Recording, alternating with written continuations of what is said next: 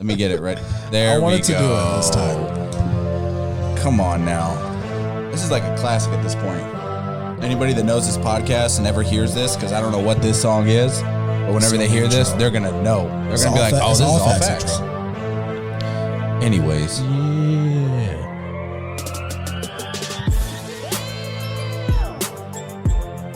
All right.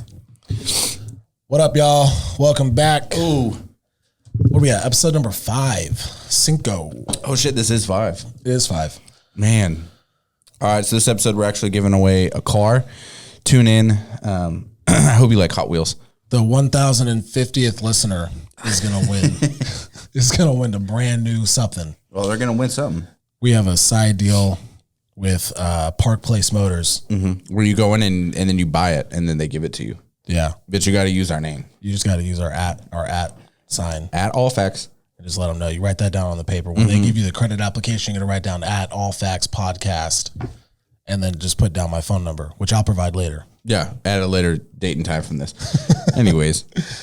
Funny that I brought up car dealers because we're going to talk about them in a little bit. But we're going to talk about y'all.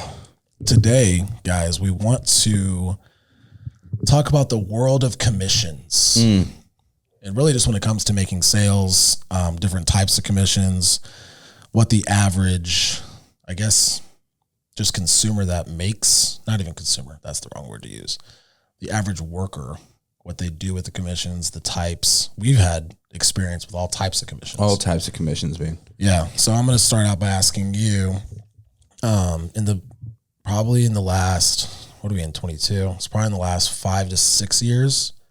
What type of commissions you've worked with, which kind you like the most, why, and not just how much you've made with it, but more of like the formula that creates that type of commission. So like in roofing, we had a type of commission. Yeah.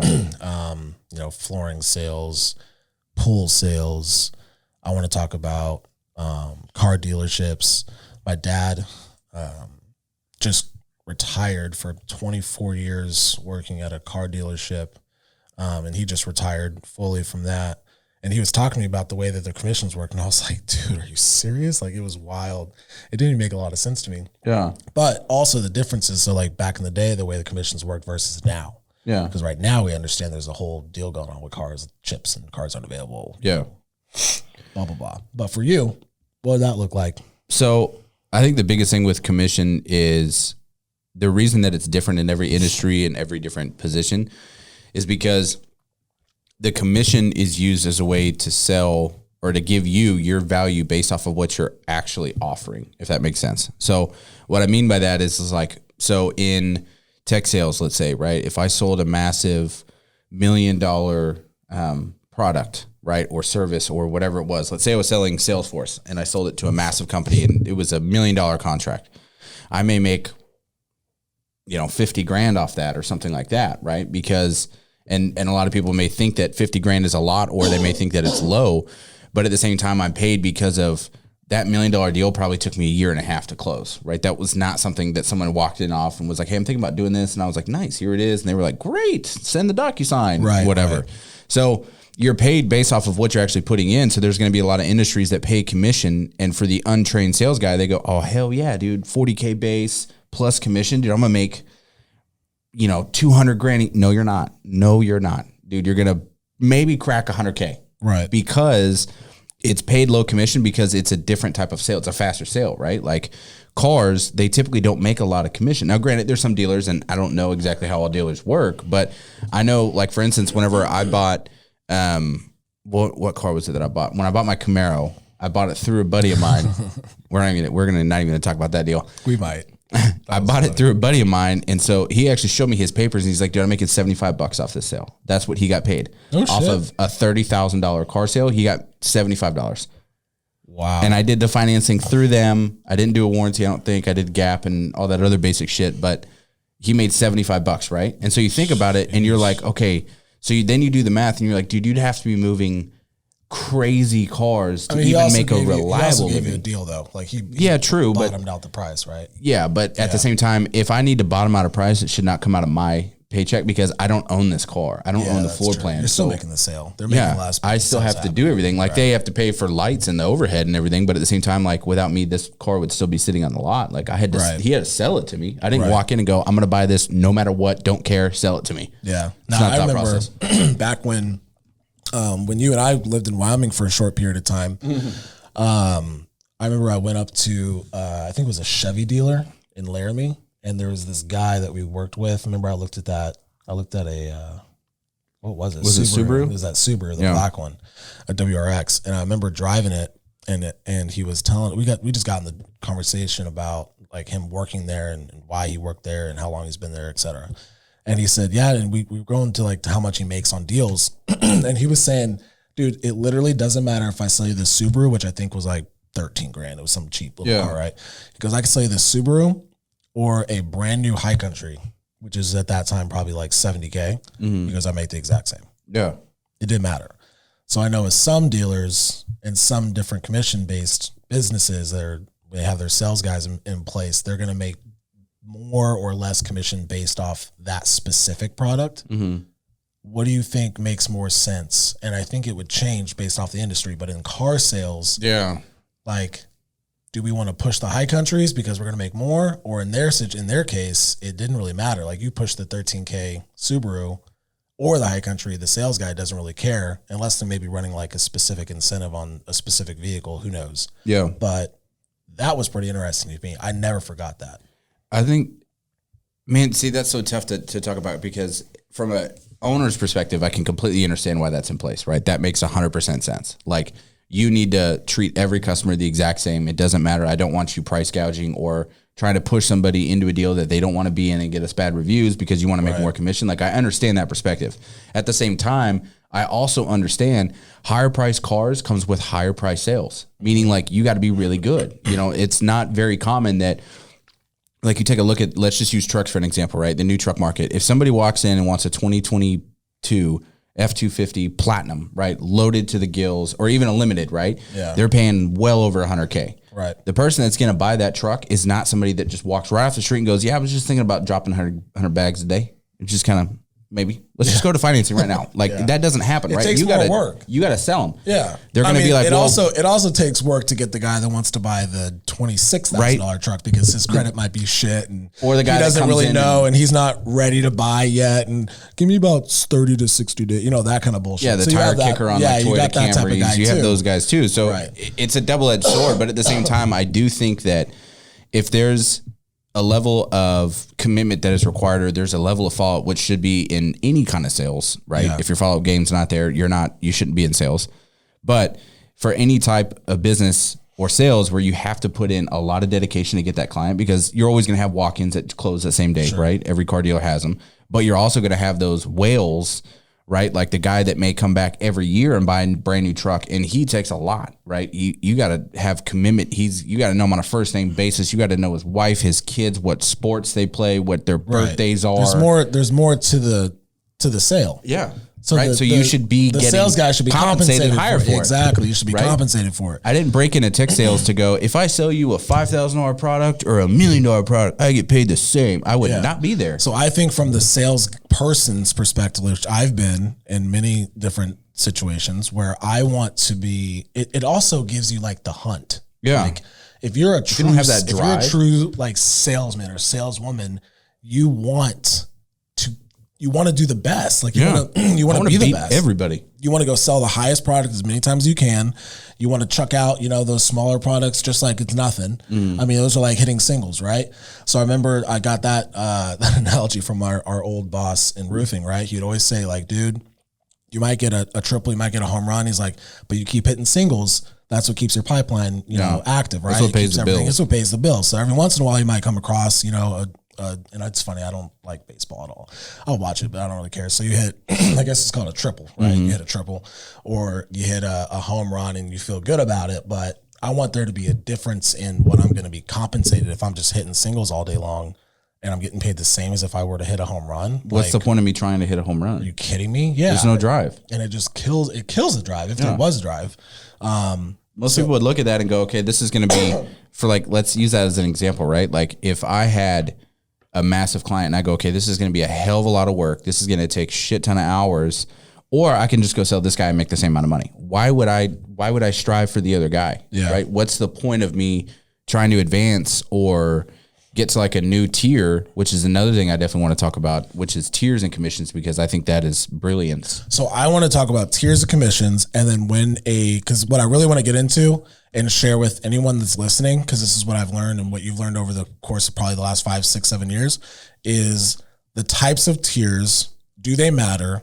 And then when you have a base or not, right? So if you have a base salary plus a commission, some companies operate off of like a draw, right? So they'll operate off a draw so that it seems like you're getting a base. You're not really getting a base. They're just taking money from you. It's just drawing from your future commissions, and they're taking a gamble, right? Because they know they know if you're new in their industry or new with that specific company, you might need some time to ramp up. And when I say ramp up, typically just build up your pipeline. Doesn't mean that you suck. You just got to go talk to the people, right? Yeah. So they'll be like, oh yeah, we're going to give you, $5K a month. That's a draw though. And not everyone understands what a draw is. And so they start figuring it out when they go get a deal that was supposed to pay them 7, in the first 30 days. And they're like, well, you get paid 2 minus your taxes.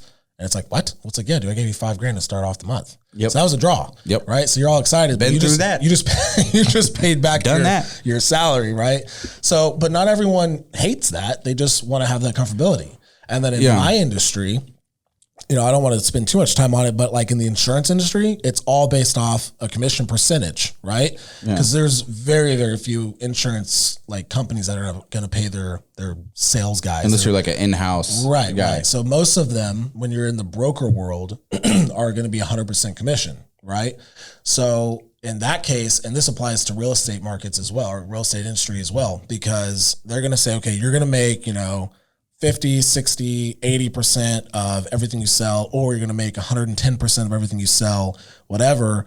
But if the agent or the sales guy or sales chick doesn't understand how all that works, like off the bat, then they can completely fuck themselves up. Oh, yeah. Like they won't even they'll think they're making X, and then Y comes around, they're like, wait, what the hell is this? That's not what I thought I was gonna make.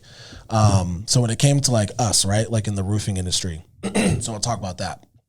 So when we started with the company, they paid us a base, and then we got a percentage for every deal that we brought in. Yeah. So it wasn't a draw. It was an actual base. But our percentages were much lower, right? Because we had a guaranteed base than the average roofer. They gave us, They gave us a truck and all that stuff. So we were brand new in that industry too, working with this company. So I remember the first time we had an offer from another roofing company owner. He's like, oh my God, you're only getting paid this percentage. I'm going to give you this percentage. Plus I'm going to throw you a signing bonus and this and that. We were like, what the fuck? Like we weren't. Yeah, we showed him a deal and he was like, this is what I would have paid you. Yeah. And immediately we were pissed. Yeah, I was bringing in like 6-figure deals and he's like, well, you would have made this. And so whenever we learned that, we thought off the bat, like, oh my God, we're getting ripped off, whatever. Yeah. But then once we got down to the paper and understood exactly what was coming and what wasn't, or what couldn't. If you work with a company that's going to give you 100% commission, and make you a 1099, then you've got all these other things. Now, if I look back at that option, if I were the age I am now and the experience I've had, I probably would have gone that route, because now I trust myself and I know what I'm capable of when it comes to like sales in that way. Yeah. Right? Back then, it was like, and this was like, I don't know, I'm 22. I was like 22 at the time, 22, 23. At that time, I don't think I was more comfortable getting the base. Yeah. Right? Like you're like, all right, cool. I know for sure I'm going to make this every single month, no matter what I do. But I think as you progress in sales in general, maybe unless your base gets higher, right? Depending on your industry. Like you want to argue your base, but if you have a low base and then your commissions on top of that are really what's going to matter for what you're making, what you're truly going to make. Yeah.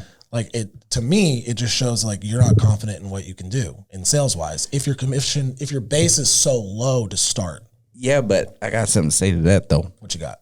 Well, okay. So here's the thing.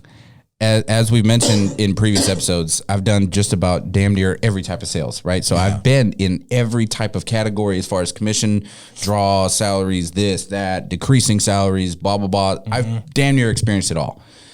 I wouldn't even say it professional, but in my opinion, the best possible way that you could bring up a sales team. And here's the thing. One, you have to have a salary. You have to have a salary. And here's the biggest issue. When it comes to a sales guy making money and wanting to buy something, especially off credit, because you should not be spending all your cash on whatever the hell you want to buy. You need to be doing credit. But off that, you have to have a base in order to do certain things, right? In order to buy a house, right? If you go in and you're like, well, I make 120 grand a year. Well, how long have you been doing that? A year. Okay, great. Is that salary? No, that's commissions. Yeah, get fucked. Nobody's going to give you nothing, right? I see your point. So that's a big part of why I think you definitely need a base, because the base pays your bills. The commission pays for your lifestyle. Or if you're really smart, the commission builds other businesses on the side, right? So that's definitely something I want to get into. But so, and here's the thing. So for me, the best possible way that I've seen it done, and being a career, whatever you call it, a serial salesman, the biggest thing is that if you had a base, let's call it 50K, and then on top of commissions, you were bringing in, let's say, another 100 grand in commissions or 150 grand in commissions, that puts you at a 200 OTE, right? That's a very comfortable lifestyle. In my opinion, and off the opinion of several other big names, life starts at $10,000 a month, right?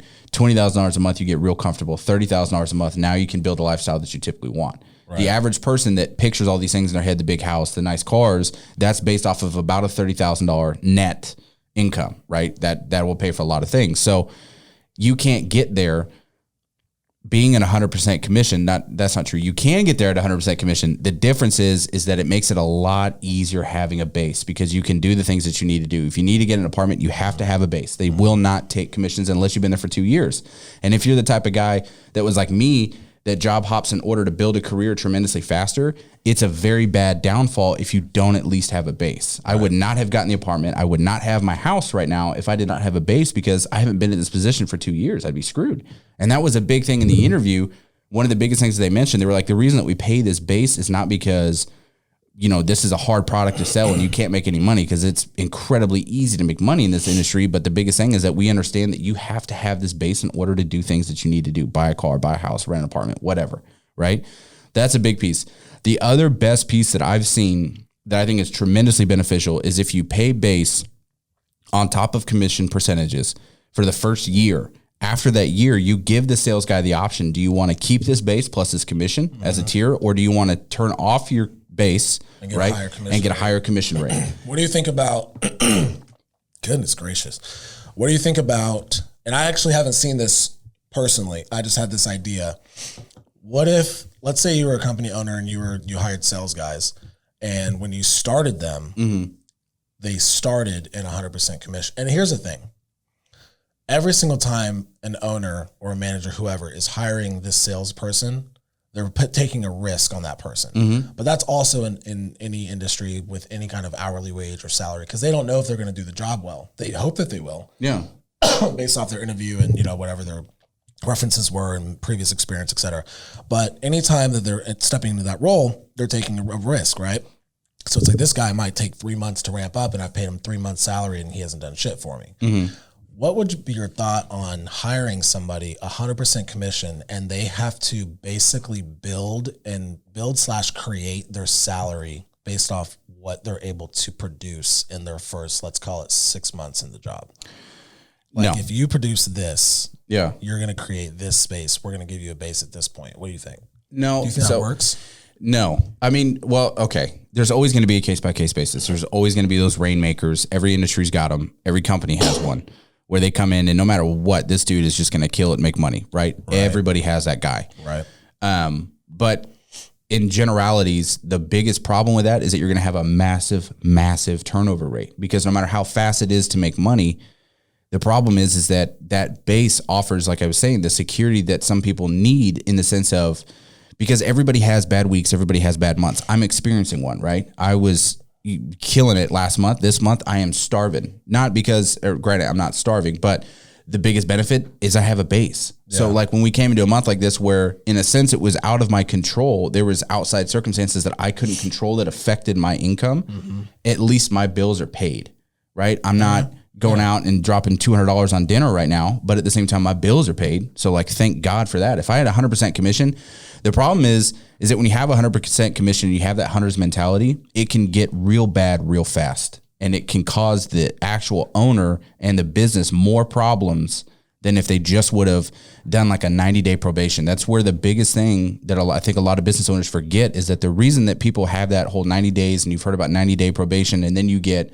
benefits or whatever, right, that originally started with, I'm going to pay you for 90 days. If you show me that you're worth the amount of money that I'm paying you in 90 days, I'm going to keep you on and I may pay you more. Right. So if somebody was trying to save money, or they're doing a startup and they're worried about the overhead and they're like, man, we need 30 sales guys, but I can't pay 30 sales guys $50K a year right now, then what I would personally do is cut the salary in half. So if you were going to offer $50,000 a year, I would cut it in half for the first 90 days. So I'd say for the first 90 days, you're going to make $25,000 a year, right? Quote unquote, whatever that is monthly. It's like 20 something hundred a month, whatever. On average, even with cost of living being increased right now, that's still enough to at least pay like rent, right? That you could get to and from work and pay your rent for 90 days. You may struggle a little bit, but past this 90 days, if you show me that you're worth what I'm actually going to pay you, I'm going to keep you on. I'm going to immediately bump your salary to what it's supposed to be at $50,000 a year. You make this amount of percentage. Let's go. Yeah. That is going to, one, keep your retention up through the roof, because you have to give somebody, a sales guy has to have something to work towards. If I come into a position and I got 5% commission no matter what, and I make $40K a year no matter what, you're still going to have high turnover, because there's a limit to what I can do physically. Right? If I out earn everybody in the company, I'm not really getting anything. I might get a nice Christmas bonus, but if it's not on like a tiered system where, hey, if you hit $1 million a month, 4 months in a row, we're going to bump you from 4% to 7% commission. Right. That's a huge increase. That is going to drive that's why I people. like tiers. I really do like tiers, because I like that where if you clear this, your percentages are going to go up because you've earned us more money. So we're going to reward you. Right. Exactly. So I don't know if that plays in most or industries at all. I think that's what I'm saying. I think if somebody was going to do, the biggest thing that somebody has to cut out is they have to cut out 100% commission, because in the 100% commission industries have the highest turnover rate. Roofing is one of the highest turnover rates. Yeah, well, because the next guy would be like, all right, I'm going to pay you 30% of every deal you make of all profits or whatever. And then, guy over here is like, oh, you've been doing great over there. That's awesome, man. I'll pay you 33%. Or 35%, make it sexy or whatever.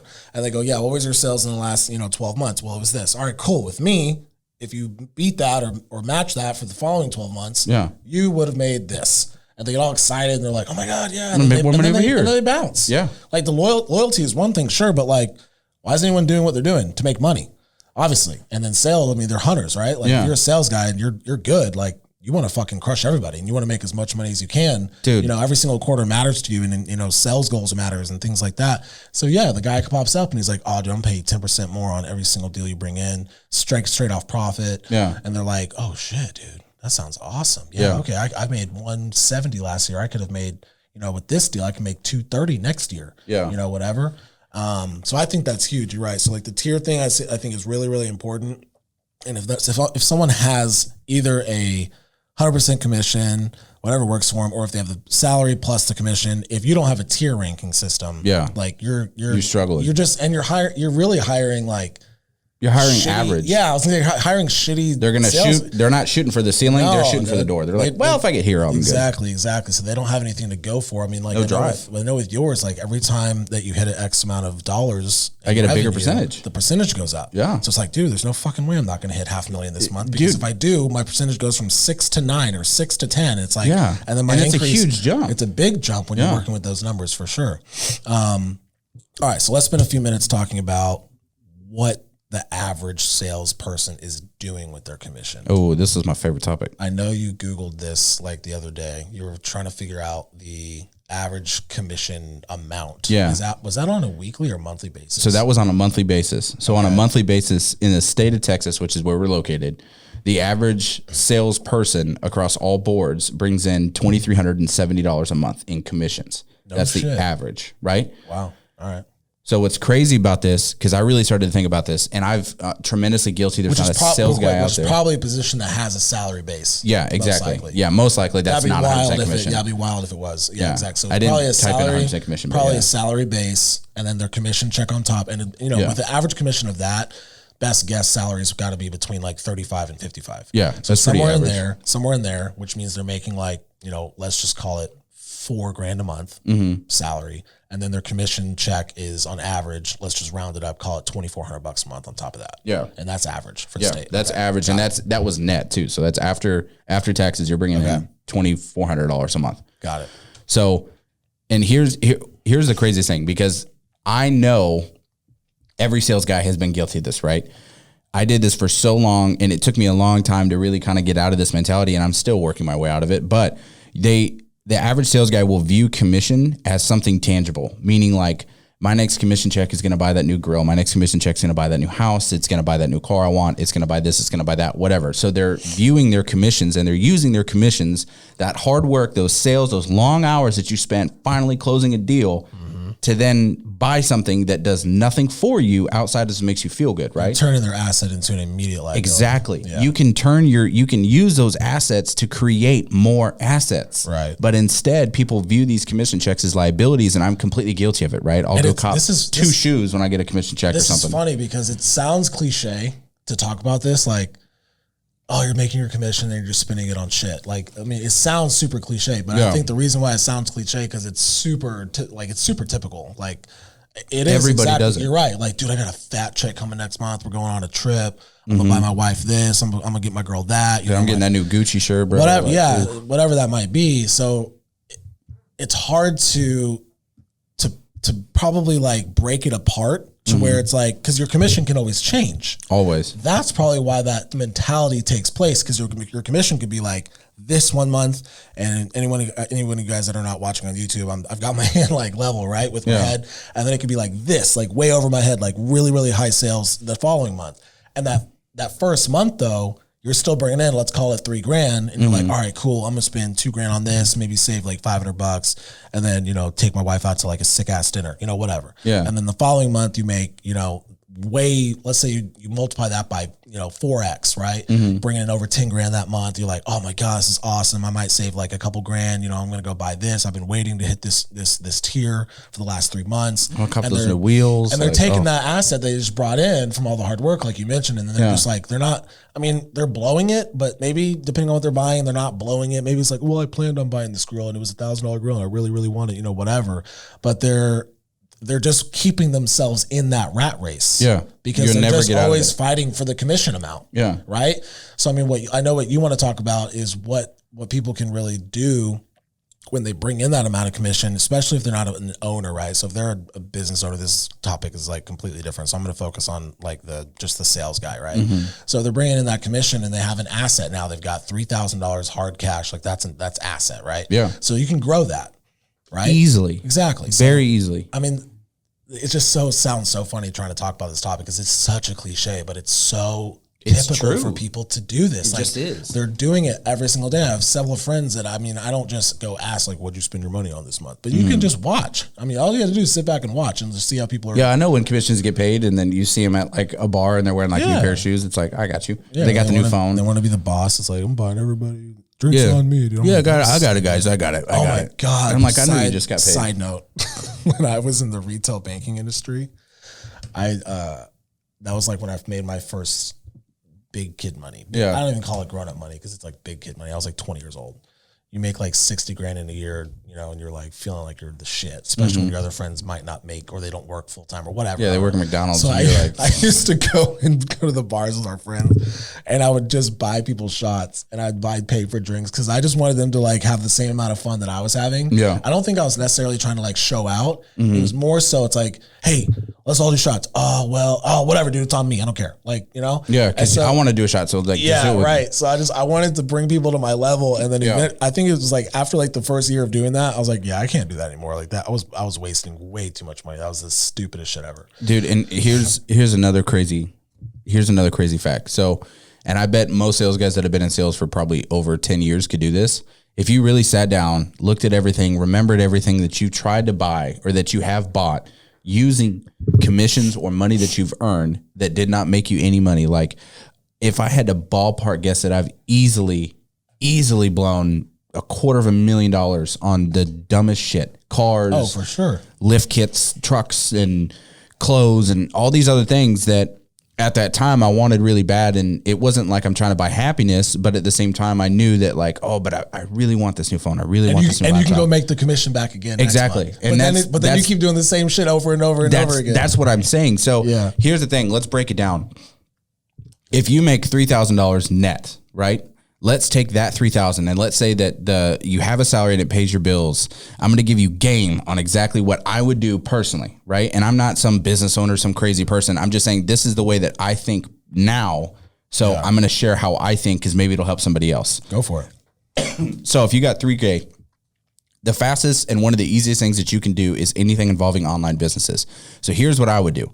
I would take $3,000. I would take $500 of that $3,000. Now I'm left with $2,500. And I would immediately go open an LLC. And actually, LLCs don't even cost so much. They're like $175. You can start an LLC. I'd take $175. I'd go start an LLC. I'd take the remaining amount of that $500, and I would go start a Wix store, right, where you can do like clothes or candles or whatever the hell you want that you have somewhat of an interest in. Then I would go over to Fiverr, pay somebody $50 to design the website for me, so I don't even have to do anything. I take the remaining podcast deal, our logo. I paid a dude on Fiverr. I don't know how to do a logo, so that logo was created by somebody on Fiverr for $15, right? Nice. So then I would pay somebody $50 to design the website, pay a little bit more to design the logo. Then I would go find a good shirt supplier. They're all over the place, right? Like you can literally just type in wholesale shirts, pick them, and they will do print on demand. Then I would go back to Fiverr, pay somebody to design all the shirts that I want to sell, put them on the website, right? So now I'm in this for like $500 so far. I still have $2,500 left, right? Yep. I would take another $1,000 out of that, and I would go pay somebody that's really good at Facebook ads to start running ads for my t-shirt company. I still have, what is that? $1,500 left, right? I've created a business. I've started an LLC. I have the open checking account because that doesn't cost nothing. And now I have a business that I can start branding, and I've already paid $1,000 in marketing. That may only get you 2 months, but in that 2 months, this might sound complicated. It's not. This takes like not even a week to do. That's what I'm saying. It's and then when I say a simple. week, it's like an hour a day in a week, and that's just if you take a full week if you're busy. Yeah, and you don't have to go sell t-shirts. Like someone might go, well, selling clothes is a hard business to be.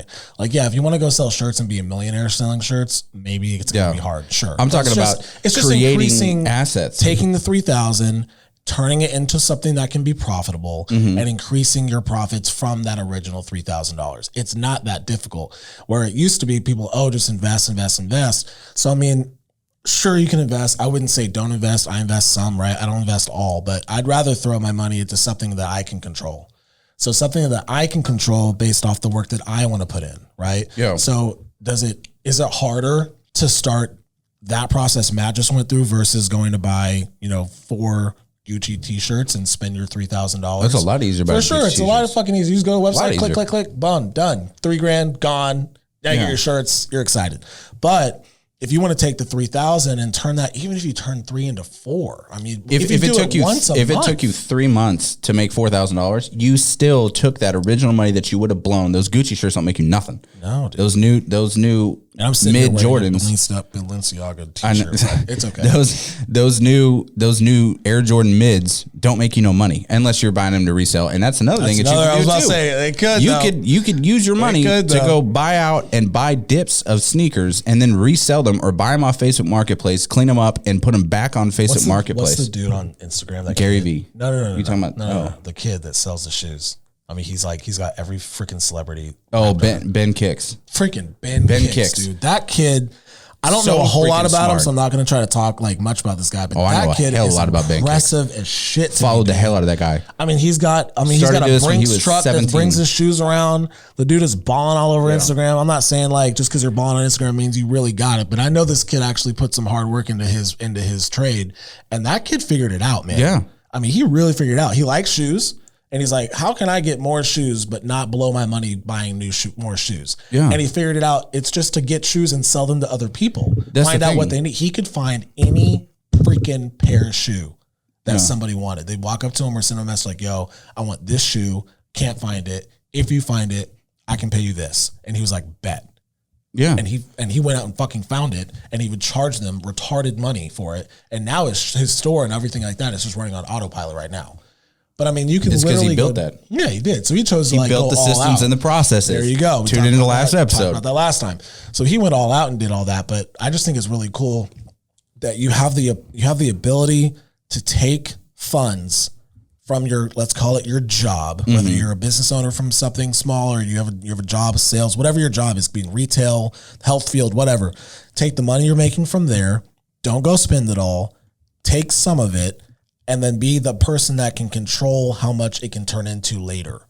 Right? Like we always talk about, like, what's your driving income? Like the money you earn is your driving income. Yeah. Right? Like, okay, I made, $10,000 this month from doing my job, working over here. This is what I was paid to do that for, or let's say $5,000 this month, right? So I made $5,000 this month. That's the money that you can use to push into something else you can control to build that income, right? It's just secondary income. Yeah. I mean, anyone that has any kind of money will tell you, like, you make all your money here? No. I mean, I was just talking to a guy, I used to live up the street I ran into him the other day, and he's what is he? I think he does medical device sales or it's pharmaceutical sales, one of the two. And so he's in a lot of surgeries, right? So I think it's actually the device sales, because he's in a lot of surgeries with these surgeons. And so he was talking about, and I don't know how much this guy makes, but he makes pretty good money, right? And he's talking to me about where he's putting his money lately. Like he's an older guy. He's like 50, right? He's a super cool dude. He's like 50. He knows what he's doing. But he's telling me, he's like, yeah, right now I'm actually putting a lot of money into different apartments, and I have this group that does this and that and the other thing. So I'm sitting here listening to him.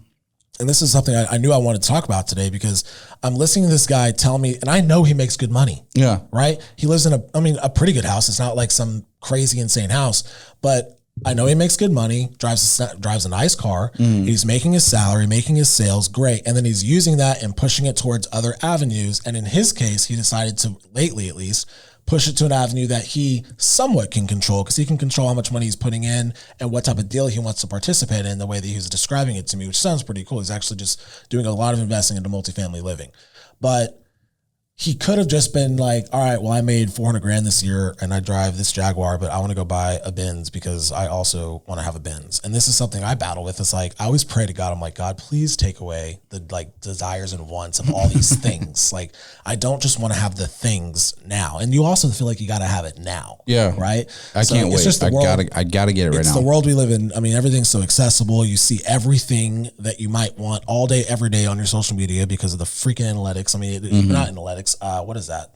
The algorithms. There you go. The algorithms that all these social media companies push on you. It's like you click once, you like a Mercedes S600, and then all you see for the following 7 days are Mercedes S classes. I mean, everywhere, and you're like, oh my god, I really, really, really, really want it. And so now that drive that you had to take some of your commission, or some of your salary, some of the money you brought in from your driving earned income, now you don't really want to use it in terms of investing. You're like, okay, if I could just pull out this much every month, okay, S-Class cost me this much. Oh, dude, I can go buy an S-Class. Yeah. And then you're just like driven to just go get this vehicle now, which is not going to make you any money. Now you just purchased a liability, right? Yeah.